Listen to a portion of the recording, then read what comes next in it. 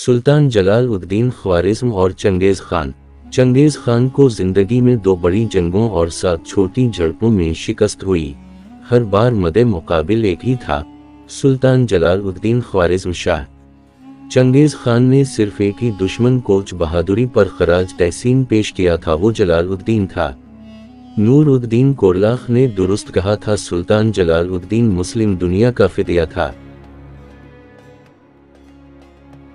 ये ना होता तो चंगेज़ खान के हाथों मुस्लिम दुनिया की तबाही की दास्तान ज्यादा तवील और दलफिगार होती। उसका बाप चंगेज़ से मुकाबले के लिए उसका मशवरा मान लेता तो शायद दुनिया की तारीख मुख्तलिफ होती। उसके अपने ही भाई साजिशें करके तख्त पर काबिज ना होते तो शायद फिर भी तारीख की करूर कुछ और होती।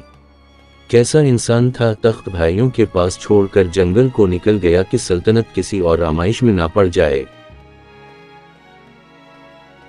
शिकस्त की राख से उसने अजीमत का परचम उठाया। कभी 1000 कभी 5000, जितने जंगजू मिलते वो उनके साथ चंगेज़ खान के लिए चैलेंज बना रहा, यहाँ तक कि वो वक्त आया जब इसके पास एक लश्कर जर्रार था। इसने चंगेज़ खान को लिखा, तुम मेरे लिए जंगल जंगल खाक छान रहे हो, मैं उस वक्त यहाँ बैठा हूँ, तुम आओगे या मैं आऊँ। मेजर रियूटी ने लिखा है, चंगेज़ खान की जिंदगी में ये पहला मौका था उसे किसी ने यूं चैलेंज किया हो और चंगेज़ खान चैलेंज कबूल करने की हिम्मत ना कर सका।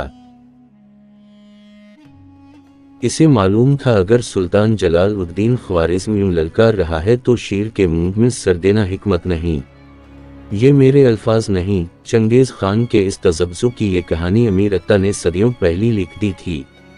वो लिखते हैं, शेर ख्वारिज़्म के इस चैलेंज ने चंगेज़ को पागल कर दिया था।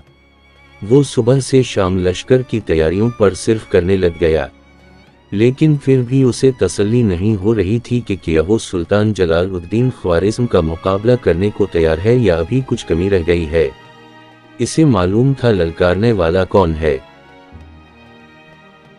यहाँ तक कि फिर एक घोड़े पर सुल्तान के लश्कर के सालारों में झगड़ा हो गया और फूट पड़ गई। अफगान सालार नाराज होकर लश्कर लेकर चला गया।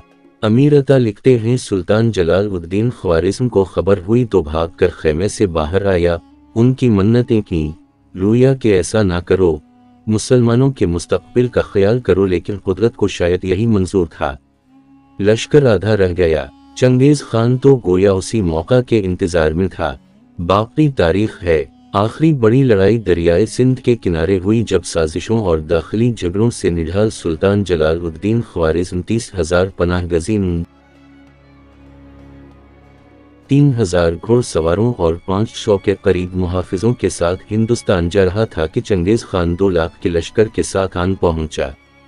3,000 घोड़सवारों का मुकाबला 50,000 घोड़सवारों से था। ग्लोबल करोनोलॉजी ऑफ कॉन्फ्लिक्ट के मुसन्निफ ने लिखा कि जलाल उद्दीन यूं लड़ा कि चंगेज़ खान हैरान रह गया। इसने चंगेज़ के लश्कर को अधेड़ा और इसके मरकज तक जा पहुंचा। फिर 70,000 की मजीद कुमक चंगेज़ को आन पहुंची।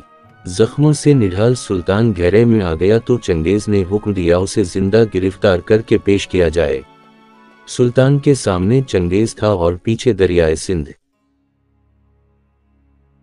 उसने गिरफ्तारी देने की बजाय पहाड़ से घोड़ा दरिया में डाल दिया। ये नसीम हिजाजी की नहीं, मेजर रियूटी की रिवायत है कि चंगेज़ खान को उसके ताक़ुब में घोड़ा दरिया में डालने की हिम्मत ना हो सकी। वो हैरान खड़ा जख्मी सुल्तान को देखता रहा, उसे यकीन नहीं आ रहा था कोई यूं भी कर सकता है। फिर इसने अपनी फौज के सालारों को बल्ला कर कहा, इस शख्स को देखो, उसकी मौत को इस पर फख्र होना चाहिए, कैसा बहादुर पैदा किया। लेकिन यही वो वक्त था जब सुल्तान की मौत वही पास दरियाए सिंध में डूब रही थी। ये वाक़या उज़्बक, फारसी और तर्क लोक दास्तानों का हिस्सा है और इसकी मंजर कुशी भी की गई है। ये मकाम पाकिस्तान में है और घोड़ा तरफ के नाम से मशहूर है।